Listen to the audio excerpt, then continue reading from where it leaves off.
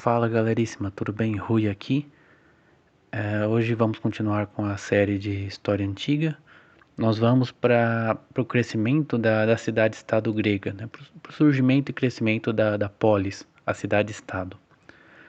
Então, é a polis, ou cidade-estado, né? Quando eu usar esses termos, é a mesma coisa. É a característica saliente do mundo grego.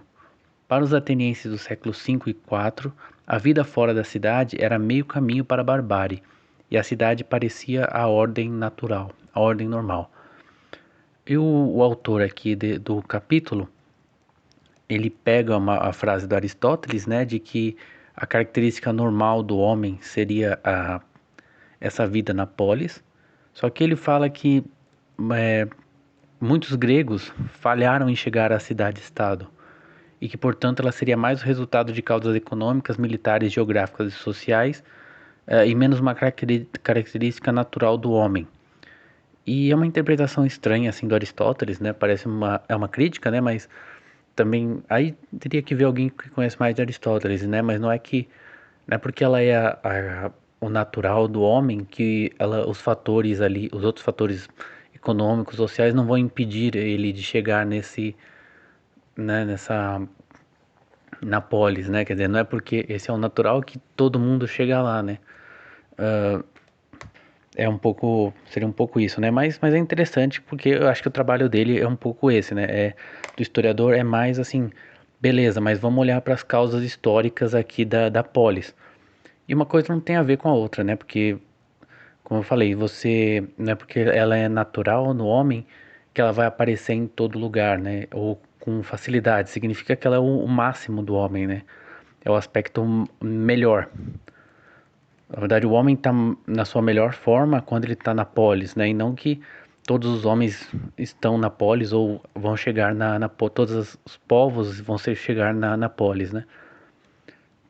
Então ele fala: analisar o desenvolvimento da polis é um processo perigoso, pois ela atinge sua maturidade antes da luz plena da história. Quer dizer, ainda então, assim, tem poucos registros, né, históricos. E quando esse processo se repete em um período conhecido, como na formação da megalópolis arcadiana, não podemos assumir que as condições fossem as mesmas dos tempos anteriores.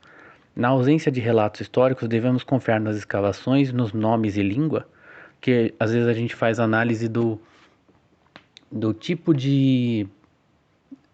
Olhando os nomes dos lugares, né, a gente vê tipo, então isso aqui foi colonizado por tal povo, porque tem um nome que veio da língua tal, né? Então a gente vai fazendo essas semelhanças aí, né? Então dos nomes e língua e das instituições da cidade-estado em sua forma histórica, sendo que alguma ajuda pode ser fornecida pela analogia com os povos primitivos como germânicos e outras comunidades como na Fenícia e na Itália.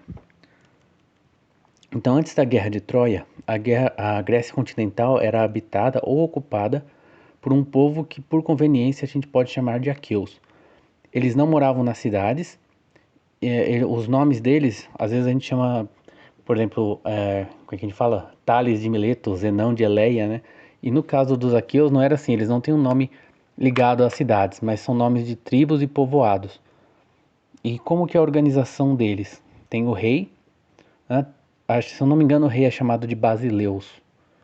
Não sei se nessa época o rei já é chamado de Basileus ou Vanax, né? Esses termos foram mudando. O Vanax seria mais o rei dos minoicos e dos micenos, né? E provavelmente esse é o Basileus, que já é um rei tipo, que não é tão forte assim, sabe? Ele, na verdade, é mais um chefe, assim, não é tipo um rei. Né? Tem toda uma discussão a respeito de como esse termo mudou e o que isso significa politicamente e tal. Mas entre o rei e o pater familias, né, que é o chefe da família, e aqui a família, ele não fala quantas pessoas são assim, mas beleza, família. Há um intermediário, que é uma instituição chamada frátria. A gente já falou um pouco disso, eu acho, quando a gente falou do crescimento de Atenas, né? Porque frater seria irmão, né? Então uma frátria seria é uma instituição que surgiu como uma organização voluntária de companheiros de guerra, que com o tempo tornou-se o assentamento das tribos, que com o assentamento das tribos tornou-se local e hereditária. Então era tipo um grupo de caras que tinham lutado juntos, que continuavam se ajudando para se defender, né? e conforme foram formando as tribos, né, cada um foi ficando num lugar ali. Então essa instituição continuou e virou um negócio local ali. E passou a ser hereditário, né? E centrado ali num certo território. Então ele fala que a gente viu que tinha também o clã, mas isso vai vir depois. O clã também chamado de Genos, né? Por enquanto só tem o rei, né, a frátria e a família. A tribo se sente unida no culto ao seu Deus. Mesmo quando a cidade-estado estiver formada e esse culto for um mecanismo conveniente dela, a tribo se apresenta diante dos deuses unida em culto. Culto. Porque o culto, né, dos gregos ele é bastante político, né? Toda a política é feita ligada com o culto. Eu acho que a gente vai ver isso ainda. Então bastam essas três lealdades. A família, a frátria, não sei se fala frátria ou fratria, né? A família, a frátria, desculpa, e a tribo. Então a tribo é o rei manda na tribo, e a frátria são esses grupos ali dentro da tribo. Não há necessidade de uma capital. O palácio onde os reis cultuam o deus da tribo é suficiente como local de encontro nos momentos de emergência ou nos festivais. Isso também tem a ver com o fato de na Odisseia os reis, né, são os chefes ali, são eles que oferecem os sacrifícios, né, tanto Ulisses quanto Agamenon, né, Menelau, são eles que fazem os sacrifícios para os deuses, que tem a ver com um negócio desses povos ali, sei lá, europeus, assim, indo-arianos, o rei tinha uma função sacerdotal, assim. Ele era meio rei, mas ele também era meio que um sacerdote, mas isso já é outra história, né? A população morava em pequenas vilas que tinham fortificações que originalmente não eram habitadas, sendo o seu uso reservado para emergência. O rei passou a morar próximo a essas fortalezas. Escrevi o rei passou a morar próximo a essas fortalezas para morar nelas, mas e onde o exemplo do Oriente dos minoicos era conhecido, tornou-se uma citadela-palácio fortificada. Então ele tinha ali uma tribo ali, uma vila, com a galera tinha lá criava o gado deles e tinha um local ali, protegido com uma fortaleza que ninguém morava lá, mas quando tinha uma emergência todo mundo entrava lá, né, uma invasão e se protegia ali dentro, levava os pertences, né, o gado e ficava lá dentro. Com o tempo o rei passou a morar lá dentro e por causa dessa influência dos minoicos e do Oriente, acabou se tornando um palácio, uma citadela, né? Porque os minoicos já eram bem avançados nesse sentido e o Oriente também, né? Essa fortaleza em torno da qual estavam as casas dos dependentes e ministros do rei, quer dizer, então o rei morava lá e ficava a casa dos dependentes e dos serviçais dele ali, dos escribas. Não, escriba não é a palavra, né? Mas tinha os administradores em volta. Então essa fortaleza com as casas foi a primeira parte a ser chamada de polis. E as casas mais em torno, eram a chamada de haste. Talvez em português seja hastia. Deixa eu procurar aqui. Mas então teria ali a citadela fortificada, que é com o rei, que seria então a polis. Em volta teria um outro negócio, que é a haste.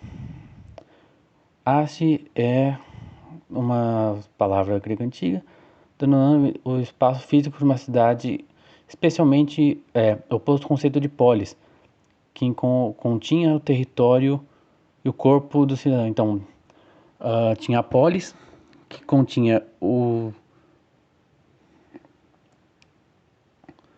território e todo o corpo de cidadãos, a cidade-estado, e fora tinha a haste. Deixa eu ver como é que fala em português. Não tem em português aqui. Também haste. Em espanhol também, né? Fala assim, fala haste em inglês. Signar a parte da cidade de onde estão agrupados com...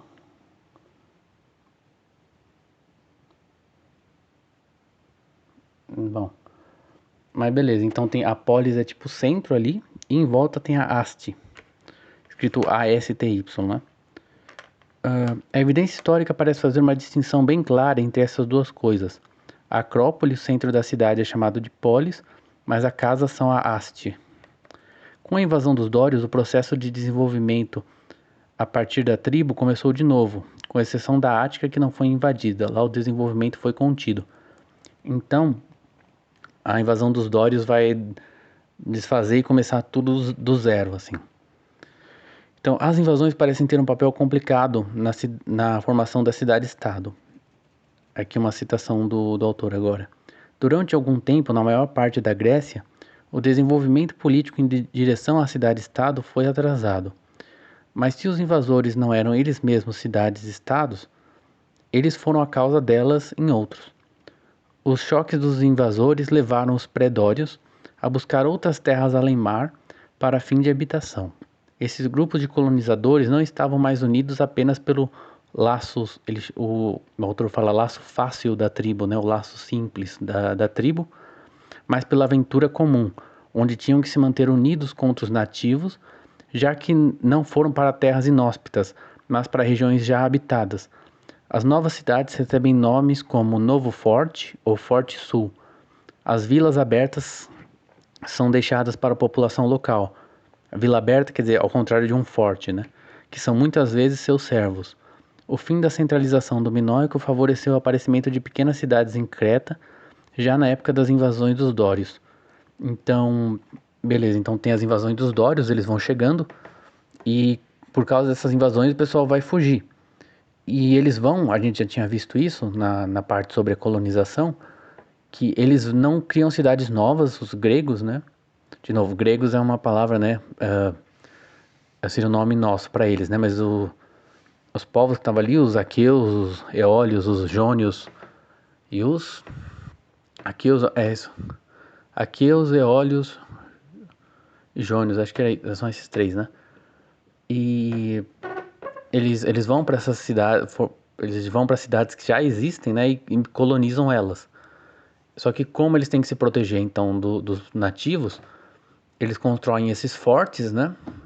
Então já tem a mesma coisa que estava acontecendo antes, que você tinha tipo um centro ali onde estava o rei e a haste em volta, ou lá vai acontecer a mesma coisa, vai ter tipo um centro ali, que é o forte, que é onde chegaram os colonizadores, né, que vieram da Grécia. Isso estou falando na Ásia Menor, ali na costa da Turquia.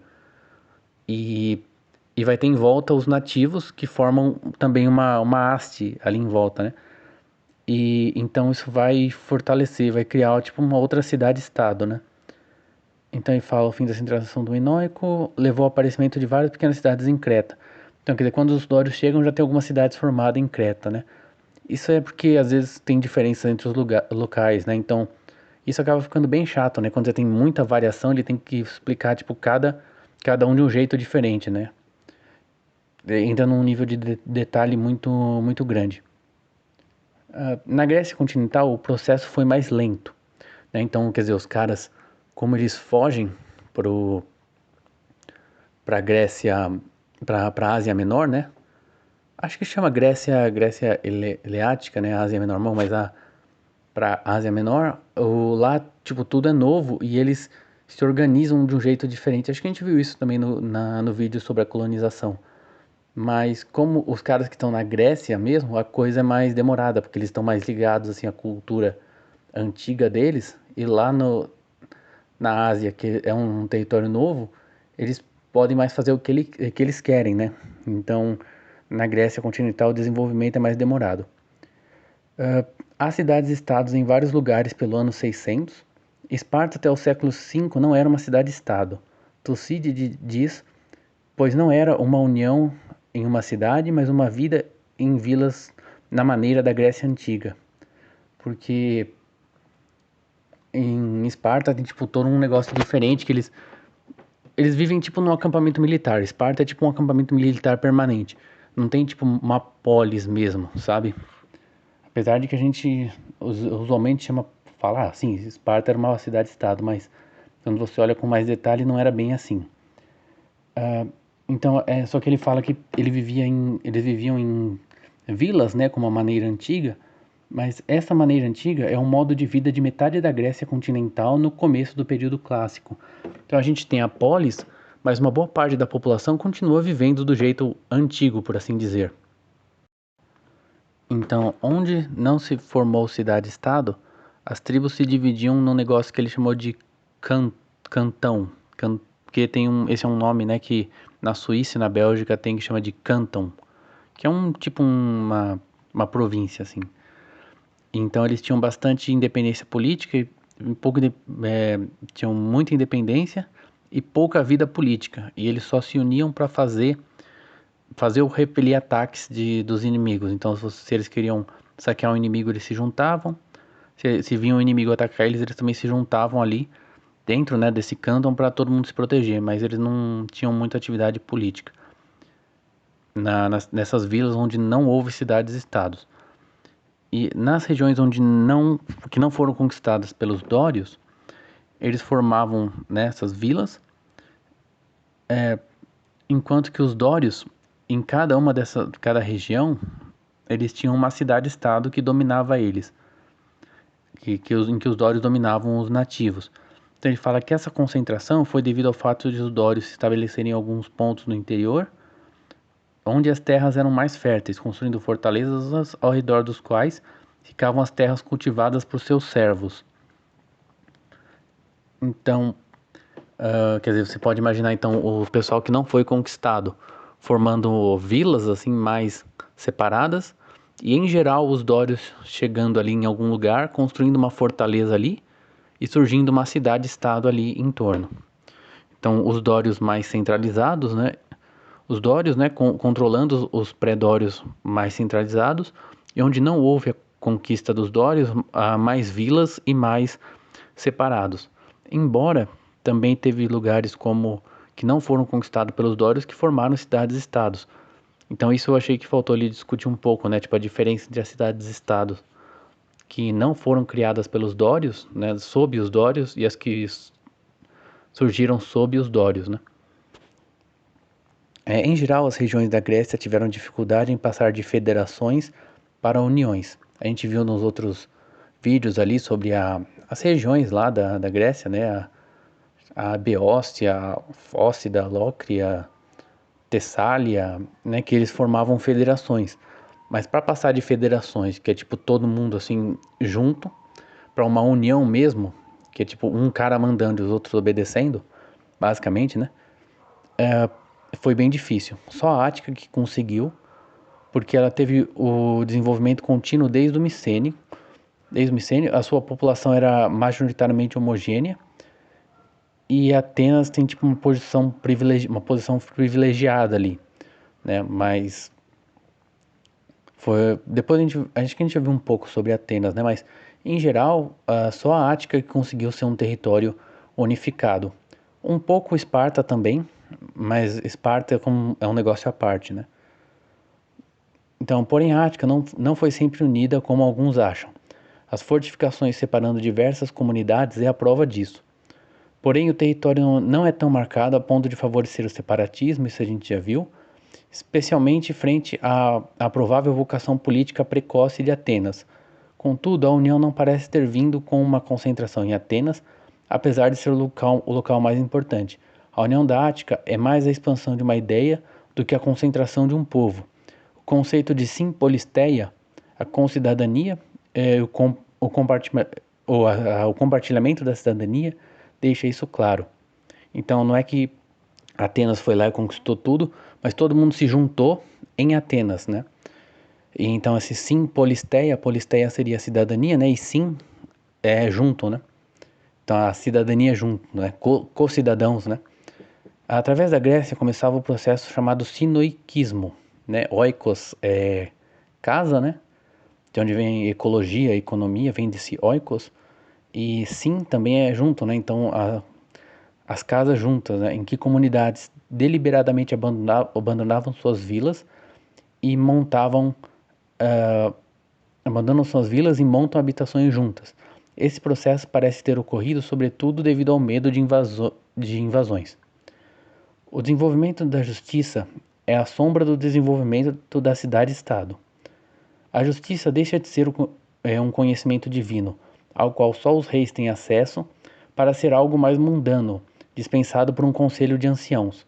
Isso ele lembra, ele olha para uma passagem da Odisseia, em que é logo no, não, desculpa, da Ilíada, em que Hefesto, né, o deus da metalurgia, né, faz uma armadura e um escudo para Aquiles e vai sendo discutida o Homero vai narrando os detalhes desse escudo.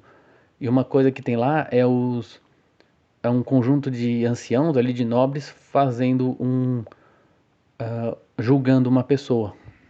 E an- antigamente, na época mais dos minoicos, era o rei que fazia isso, né? Não tinha um conselho de anciãos, era o próprio rei. Então isso também é bem interessante, é para você saber, tipo, a partir de, então em que momento que foi escrito a Ilíada, né? Não pode ter sido antes de terem aparecido esse aspecto que lembra mais a polis, né? Então não pode ter sido bem lá antigamente, na época dos minoicos, né? Na época dos minoicos não pode ser mesmo, porque a Guerra de Troia seria já pro final, né, do período minoico, mas foi bem, não foi no meio, né? Já foi num momento em que a cidade-estado já estava começando, né? Então, e a gente vai ver também que a aristocracia é muito forte nas cidades-estado, né? Que é basicamente isso, não é um rei, mas é um conjunto de nobres, né? Pelos séculos VIII e sétimo, a justiça era mais uma demonstração de poder do que a garantia de um julgamento justo, devido ao poder dos nobres, que julgavam e empobreciam o povo, o que levou à exigência de um código de leis. Veio a era dos legisladores, a segunda metade do século sétimo e início do sexto. Mas ele não fala se as leis eram escritas. Ele só fala que houve ali o código, né? A gente vai ver isso na próxima semana também com o Estado ateniense. Pode inclusive ser dito que a ideia da cidade-estado é a ideia de lei, algo permanente que transcende a vontade do povo e dos governantes em um dado momento. Mesmo sob os tiranos, a lei persiste. Os tiranos usurpam o poder ou o governo executivo, mas seguem a lei civil. A falta de lei que os teóricos gregos atribuem aos tiranos é devida a usurpações militares tardias mais do que as primeiras tiranias. Então, nas tiranias que surgem ali no começo, os caras tipo seguem a lei. É bem estranho, né? Mas bom, vamos lá. A mudança de métodos militares também ajudou no desenvolvimento da cidade-estado. A cavalaria e as carruagens dos nobres dão lugar às falanges de hoplitas, que é aqueles caras que ficavam com lança, né? Todo mundo junto assim num quadrado ali, né? Um do lado do outro e um protege o outro. Essas falanges de hoplitas formadas pela classe média. A igualdade de armas, a necessidade de treinar junto e a participação desse novo setor social na vida militar favorece a centralização na cidade-estado. Então vamos agora para algumas características da cidade-estado. Antes da democracia e dos tiranos, a cidade-estado já estava formada e já era uma unidade social consciente. Vemos isso pelo estabelecimento do Código de Leis, que tentam regular grande parte da vida privada dos cidadãos. Pensando aqui, deve ser escrito, né? Porque é muito estranho não ser escrito, né? Os códigos gregos não marcam apenas a substituição da ajuda mútua pela autoridade do Estado e o triunfo dos interesses do Estado sobre os direitos instintivos do clã e da família, mas também impõem aos cidadãos todo tipo de regras de conduta. Entre outras coisas, são reguladas a despesa em funerais e o vestido das mulheres. E é aqui a frase do autor, que isso é não por causa de um óbvio interesse do Estado em jogo, mas porque o Estado era o povo e cristalizava o sentimento público. Esse era o povo é um pouco complicado, até depois ele vai falar uma outra coisa que é meio contrária a isso, né? Mas beleza, o Estado era o povo, né? Não significa que ele era popular, que ele era uma democracia, mas que o povo aqui tá estranho, né? Mas ele era era a própria unidade, né? Da população, né? De assim, que não era nação, né? Não era também uma etnia, né? Mesmo essa coisa que estava aí. Talvez fosse por isso mesmo, né? Porque qual a diferença entre sei lá, tem povos ali, né? Os dórios, os eólios, mas dentro, às vezes você forma uma cidade e tem um outro povo que é, tipo, muito parecido com o seu do outro lado, daí imagino eu, né? Mas, de qualquer forma, isso já é especulação minha, né? Mas, de novo, porque o Estado era o povo e cristalizava o sentimento público. Então ele tinha que ficar fazendo um monte de leis, assim, regulamentando coisas, né? Tipo, o vestido das mulheres, o quanto você pode gastar nos funerais, etc. O resultado dessa consciência social tornou o Estado exclusivo, né? Ou excludente, se você quiser. Quando chegava em um certo tamanho, a sua tendência era se tornar como um clube, relutante em admitir novos membros, até que o nascimento na cidade tornou-se tão importante quanto era para a tribo, ou até mais. Exceto onde os legisladores esclarecidos perceberam as desvantagens econômicas, a tendência era a exclusão. Igualmente, dentro do Estado, a ideia de casta foi fortalecida pela definição de privilégios políticos, onde antes havia apenas influência do grupo superior.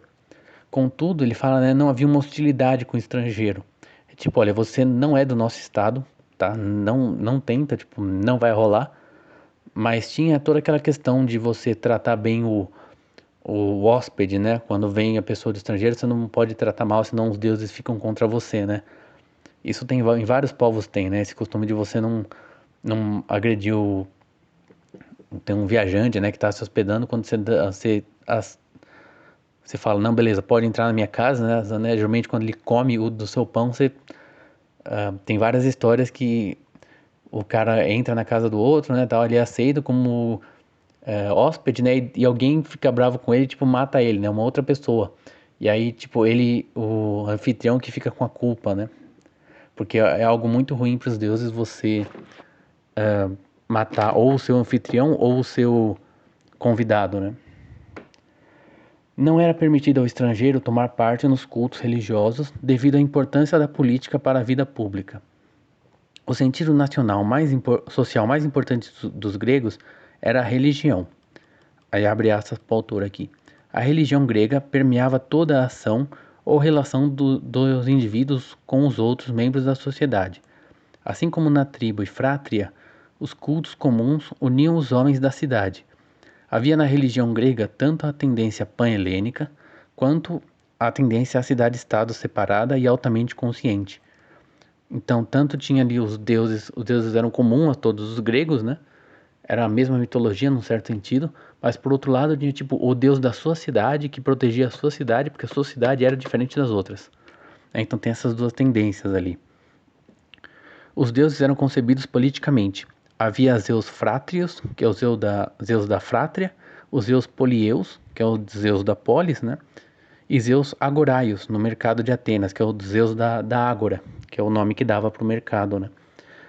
Ali para aquela a praça, né, onde fica o mercado. As cidades estavam sob a proteção de um deus e as colônias muitas vezes criavam um culto ao líder do seu primeiro assentamento para ter culto a um deus próprio, né? Porque significava ser uma cidade separada, né? E onde se cultuava o mesmo deus, geralmente é o mesmo povo, né? Quando surge a colônia, geralmente é o mesmo deus que antes. Aí eles mudam o deus quando eles ficam mais independentes, assim. Esse sentimento de unidade social e religiosa explica por que haviam tantas cidades-estados. De novo, esse sentimento de unidade social. Tá. Os estados tinham uma personalidade própria, e conforme se tornavam mais personalizados e diferenciados, menor era a vontade de ceder essa personalidade para o fim de federar-se. É interessante que o federalismo foi uma conquista das sociedades intelectualmente menos desenvolvidas, como os aqueus e os aetolianos. Cada cidade-estado exigia de seus vizinhos o reconhecimento de seu direito de gerenciar seus negócios como bem quisesse. Elas não admitiam divisão interna, mas reconheciam a independência dos vizinhos. Conforme se tornava consciente, menos desejava expansão territorial.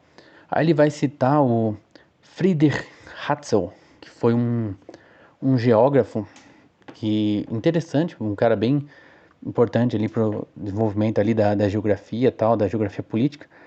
E ele ele é o autor da ideia de espaço vital que depois o pessoal lá da Alemanha do século 30, do século 30 da década de 30 usaram, né? Mas ele fala assim, os gregos não entendiam o significado político da expansão territorial, porque ele tem toda a geografia dele é ligada à ideia de território, né? A influência do território na política, né? Da geografia na política. E os gregos da cidade-estado não tinham isso. Era tipo, não, aqui tá a minha cidade, a gente tem aqui os nossos deuses, a gente tem o nosso costume pá, e tipo, a gente quer o nosso, sei lá, direito, né? Não sei se essa era a palavra que ele usava, mas a gente vai governar aqui a nossa coisa e você fica aí na sua cidade. E, tipo, não, eles nunca queriam conquistar o adversário e anexar o território dele, né? Podiam anexar ali alguma coisa que estava próximo da fronteira ali, tipo, tem umas terras aqui que são boas pra gente plantar, então a gente quer essas terras pra gente.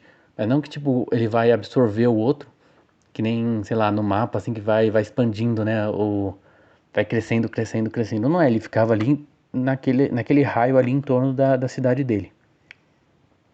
Exceto Esparta, que devido à sua situação peculiar, deu um governo único à Lacedemônia, apenas a Ática teve unidade. Servius Sulpicius escreveu para Cícero, então isso já é bem depois, né? Já é na época mais de Roma.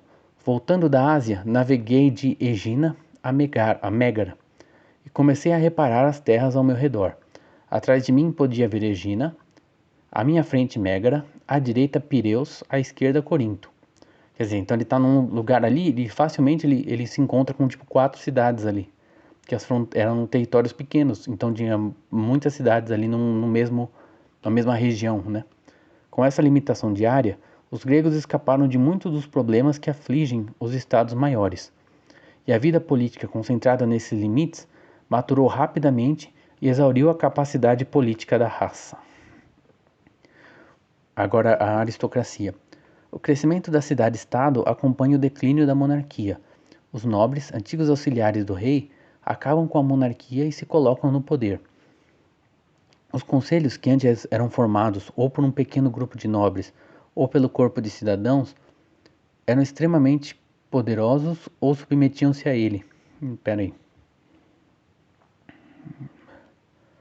Tá. Aqui já é quando acabou, né? Foi acabando as monarquias. Geralmente o rei acabou ficando como tipo só um simbólico ou só um tipo, sei lá, ministro entre vários ali.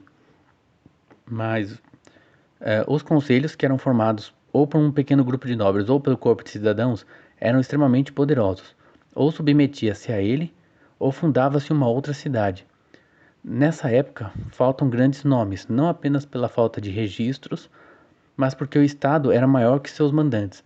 Ele não precisava de grandes homens enquanto não surgiram as forças capazes de perturbar a cidade-estado.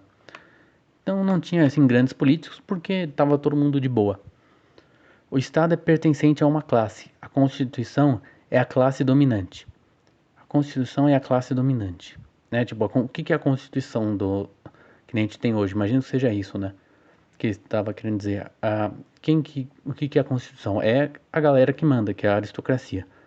Posteriormente, a oligarquia vai expandir os privilégios para os ricos e a democracia para a raça, né? Para todo mundo ali, né? Onde os hoplitas são necessários para a defesa da cidade, surge ao lado do conselho uma segunda câmara, essa para os hoplitas, e os privilégios são expandidos para garantir a estabilidade. Então, geralmente tem 2 câmaras, né? A Esparta tinha isso, tinha a Gerousia e a outra lá que eu não lembro o nome.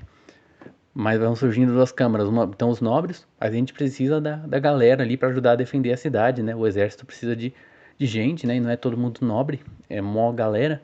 Então, bom, vocês vão ter que ganhar ali algum privilégio, né? Alguma participação ali para. Senão os caras não defendem a cidade. Fala, não, se a gente não vai ganhar nada, então os caras podem invadir aí, melhor eles do que vocês, né? Mas é interessante que é exatamente isso que o Ortega y Gasset falava do Estado antigo, né? Que ele era. O Estado não estava ligado com o povo. E conforme Roma foi se desenvolvendo, eles tiveram que dar poder para plebe, aí tiveram que dar. Roma teve que dar cidadania até para as pessoas que estavam fora da cidade, né? Então teve que expandir ainda mais a cidadania e dar a cidadania para pessoas de locais totalmente diferentes, né? Você pensa, tipo, por que que São Paulo era, né, o santo da... Por que que ele era tipo um cara lá da Judéia, ele era cidadão romano, né? Então, porque você precisava ir dando esse privilégio de cidadão para ter mais e mais gente uh, interessada em defender o Estado, né? E a Grécia não conseguiu fazer muito isso, mas Roma conseguiu. Porém, em muitos estados, aqui todo estado é estado no sentido de quando fala estado brasileiro ou estado, né, não é província, né? Não é uma divisão do território, é estado no sentido de estado francês, estado alemão, né? Ou as, as autoridades, né? Novas pressões econômicas quebraram a ordem antiga e a classe dominante foi tentada a usar seu poder político e legal para explorar o resto da comunidade. Surgem antagonismos, a aristocracia é subjugada ou destruída. Tiranos se erguem contra, né, essa aristocracia. Revoluções volta e meia mudam o balanço de poder político, mas a cidade-estado continua. Então vai tendo, né, o crescimento. Isso vem muito com a introdução da moeda, o que eu acho muito louco, porque muito do que a gente está falando aqui era de quando não tinha moeda ainda, né? O que é muito louco, se você parar para pensar. E então isso vai gerando toda uma nova dinâmica em que os nobres vão querendo tirar mais dinheiro do povo. Isso gera uma crise, aí surgem os tiranos, né? Que vão apoiar o povo os, contra os nobres, né?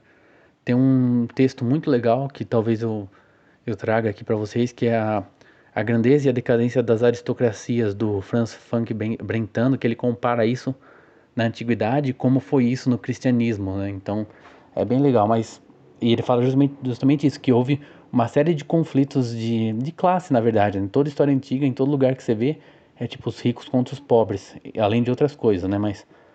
Mas eles não conseguiram, assim, achar um jeito de criar uma sociedade que, tipo, não, beleza. Tipo, tem os ricos, tem os pobres, mas, tipo, a gente vai trabalhando junto, sabe? Então é basicamente isso, galera. Espero que tenham gostado. E deixe um like aí, compartilhe. Pode comentar se vocês quiserem saber qualquer coisa. E valeu, muito obrigado. Até a próxima.